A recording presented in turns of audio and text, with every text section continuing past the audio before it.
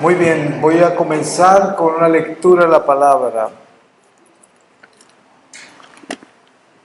Y les voy a leer del Cantar de los Cantares, capítulo 5, desde el versículo 1, el novio.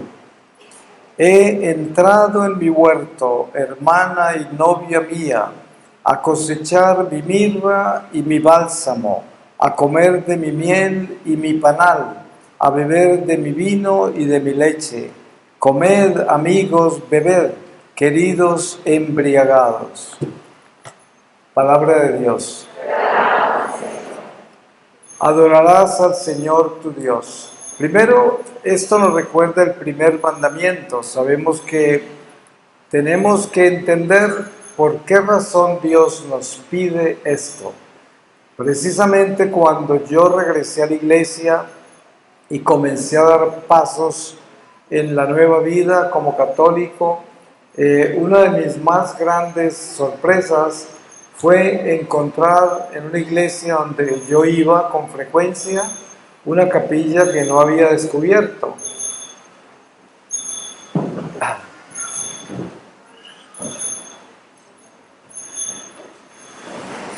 Y descubrí que era una capilla de adoración al Santísimo. Yo no sabía lo que eso significaba, porque yo estaba aprendiendo todo lo de la iglesia, y a pesar de que el Señor se me había aparecido y haber vivido todo lo que había vivido, la iglesia en sí, como doctrina, como liturgia, yo no la conocía. Estaba aprendiendo todo. Y el encuentro con la adoración al Santísimo fue algo extraordinario porque, como yo no sabía qué era, había un señor muy humilde arrodillado afuerita de la capilla que lo colocaba adentro de la iglesia, pero afuera de la capilla. Y yo le pregunté al Señor qué estaba pasando ahí. Y el Señor me miró aterrado y me dice, ¿cómo así? Y después tuvimos un diálogo absurdo, como 3 cosas, y el Señor terminó totalmente confundido, porque al final me dijo, ¿y usted qué hace aquí? Porque él pensó, este no pertenece acá. Cuando salí al parqueadero de la iglesia, había unos jóvenes que seguramente eran de un ministerio de ahí, y yo les fui a preguntar, y ellos al principio muy impactados, pero luego entendieron y se centraron conmigo, me mostraron de qué se trataba. Entonces yo me quedé en esa capilla arrodillado al frente del Señor, y lo primero que le pregunté fue, Señor, ¿por qué te tenemos que adorar nosotros tan miserables? O sea, que tú no necesitas eso. Y él me mostró con una claridad increíble que la razón por la cual nosotros adoramos a Dios es para que Él, que es el único Dios, nos pueda proteger de la idolatría, de adorar a otros dioses y de andar en la verdad, de vivir en la verdad, que es la que nos hace libres, la que nos salva, la que por seguro nos lleva a casa al final de esta vida. Entonces él dice, si me adoras a mí y estás conmigo, yo te protejo de que no adores a nada ni a nadie más que a mí. Y así tendrás la seguridad de vivir en la verdad. Y esto es lo más increíble para mí, porque a partir de ese momento, pues yo entendí por qué estaba expuesto, por qué razón la iglesia nos presenta este llamado tan extraordinario, acercarnos a ese misterio tan grande como es la Eucaristía y a ser testigos para el Señor ante el Padre, para que Él haga su obra reparadora y redentora, rescatando almas por medio de nosotros que somos simples instrumentos, vasijas que el Señor utiliza para estos oficios de salvación de las almas. Y en otra oportunidad encontré que la adoración al Santísimo era también en otra dimensión, pero dentro de la adoración al Santísimo. equivalente a Getsemaní. Jesús llama a estos 3 apóstoles que siempre los escogió para eventos extraordinarios. Y en este momento, que es el momento más increíble de su pasión, los llama a que le den compañía. Y ustedes saben que Él regresó 3 veces. Las primeras 2 pidiéndoles que no se durmieran. Incluso se quejó, no pueden estar acompañándome siquiera una hora. Y aquí está muy definido lo que es la adoración al Santísimo, es estar con Jesús en Getsemaní. Y el Señor, a través de nosotros, ante el Padre, puede hacer maravillas de rescate de almas mientras estamos ahí. Lo que yo les hablaba en las reflexiones hoy sobre personas que llegan a la adoración al Santísimo y tienen que ocuparse estando con el Señor, haciendo muchas cosas para no dormirse y para estar ahí. Precisamente era el equivalente a la distracción en medio de la religión que nos tiene alejados del corazón de lo que es la espiritualidad de la Eucaristía, que es el máximo, el más grandioso regalo, don que Dios le ha dado a la humanidad, la Eucaristía. Por eso, cuando hablamos de adorar al Señor, estamos hablando de la sanación interior, porque todos nosotros cargamos muchas heridas, y las heridas más grandes que cargamos son el amor propio, que es el origen del pecado original, que es esta naturaleza que nos edifica en nosotros y nos separa de Dios. Por eso llegar a adorar al Señor es concientizarnos de que Él es el Señor y no nosotros, que nosotros no somos el Señor de nuestra vida, no estamos en control, no tenemos el poder para manejar nuestra vida, que Dios es el único, el Señor de todas las cosas y que nada se mueve sin su voluntad. Y eso es demasiado importante tenerlo claro, y por eso la adoración al Santísimo se convierte en muchos niveles.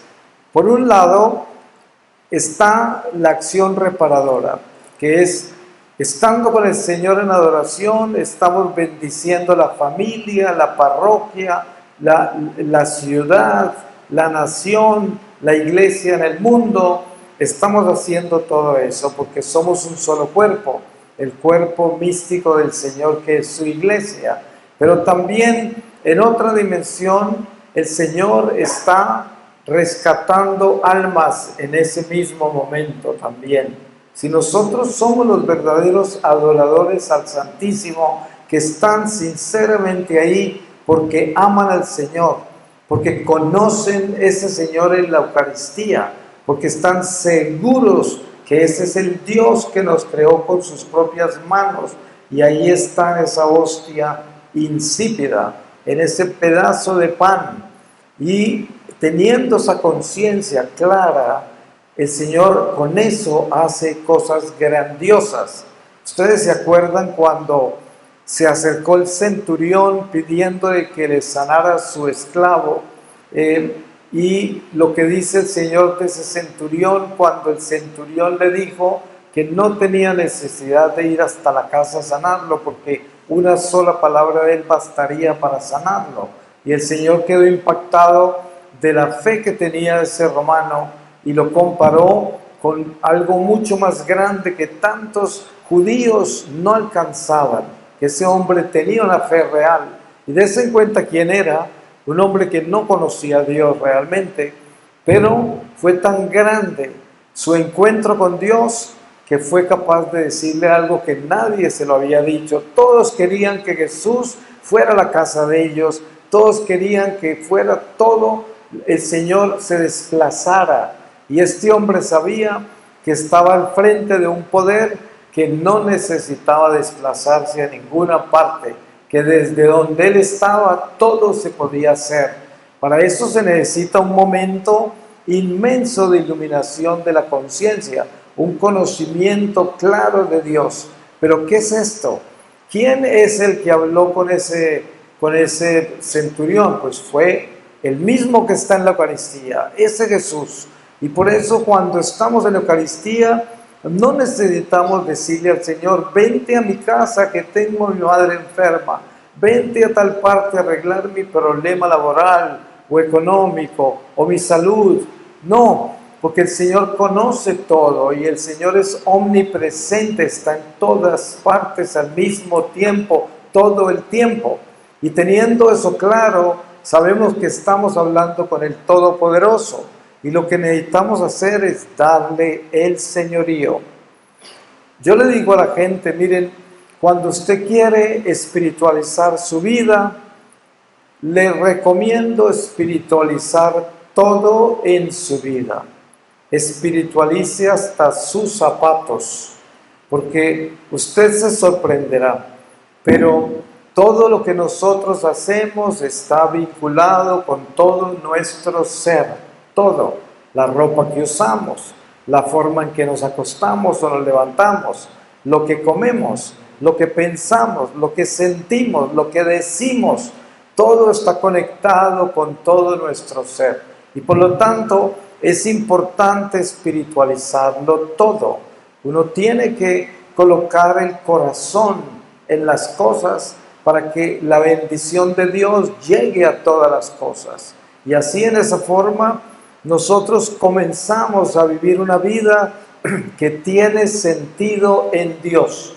Y por esa razón, la liturgia de la misa es para nosotros un encuentro extraordinario con la pasión del Señor, con el milagro tan increíble de su resurrección, con el misterio de la ascensión del Señor y el Espíritu Santo Paráclito con Pentecostés. Todo eso se realiza en la Eucaristía porque es por medio del Espíritu de Dios que todo se da.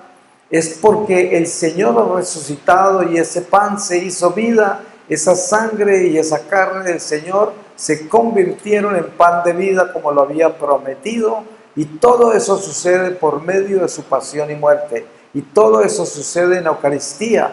El Señor me mostró que cuando se celebra la Eucaristía desciende una luz extraordinaria sobre el altar que cubre un radio inmenso de almas, sin importar quiénes son.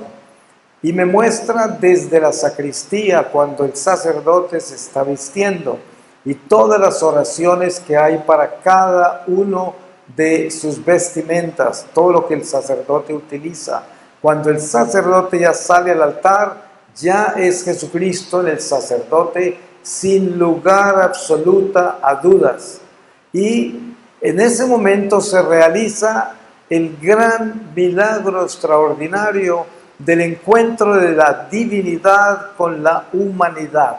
Por eso nosotros somos este cuerpo místico que se reúne con el Señor para hacer lo que San Pablo nos enseña, para completar en cada uno de nosotros lo que falta por completar de los sufrimientos del Señor en su cuerpo místico, que es la Iglesia.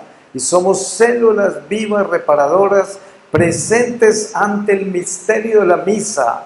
Y cuando venimos preparados, debidamente preparados a recibir la comunión, nos convertimos en antorchas vivas del Espíritu Santo. Y cuando salimos después de comulgar, nos llevamos esa luz a todas partes donde vayamos, y los demonios huyen porque no resisten la luz. La Iglesia, la palabra de Dios nos habla de acumular tesoros en el cielo. De los tesoros más grandes que nos llevaremos para el cielo son cada comunión que recibimos en gracia. Esos son los tesoros más grandes, porque nos daremos cuenta lo que el Señor hizo cada vez que comulgamos. Cuántas almas rescató, cuántos milagros hizo con la Eucaristía que recibimos. Por eso es tan importante prepararnos bien. Por eso es tan importante un buen acto de contrición y una buena confesión. Voy a terminar con una lectura de la palabra y les voy a leer del libro de las Lamentaciones, en el primer capítulo desde el versículo 1, y dice: qué solitaria se encuentra la otrora ciudad populosa, como una viuda ha quedado la grande entre las naciones, la princesa de las provincias, sometida está a tributo. Llora que llora de noche, surca el llanto sus mejillas, no hay nadie que la consuele entre todos sus amantes. Todos sus amigos la han traicionado, se le han convertido en enemigos. Judá está desterrada y postrada, sometida a extrema servidumbre, mezclada con las naciones, en nada encuentra sosiego. La alcanzaron sus perseguidores, la pusieron en aprietos. Las calzadas de Sión están de luto, ya nadie viene a las solemnidades. Todas sus puertas desoladas, sus sacerdotes gimiendo, afligidas sus doncellas, y ella misma en amargura. Palabra de Dios. Pues le doy gracias al Señor por la oportunidad que me dio de visitarlos en esta ciudad de Hermosillo, de estar en esta parroquia de Cristo Rey y compartir con el Padre Santiago su comunidad y todo lo que ustedes han traído de tantos lugares que han venido. Que Dios los bendiga, que bendiga sus familias, que les bendiga todo lo que traen en sus corazones, que Dios sí conoce y que Él sabe con la sed que ustedes beben, y Él conoce el camino que ustedes han recorrido y el que les falta por recorrer. Por eso, qué lindo que es el Señor, que ahora viene a servirse como alimento a nosotros en este pan que vamos a recibir. Amén. Gracias.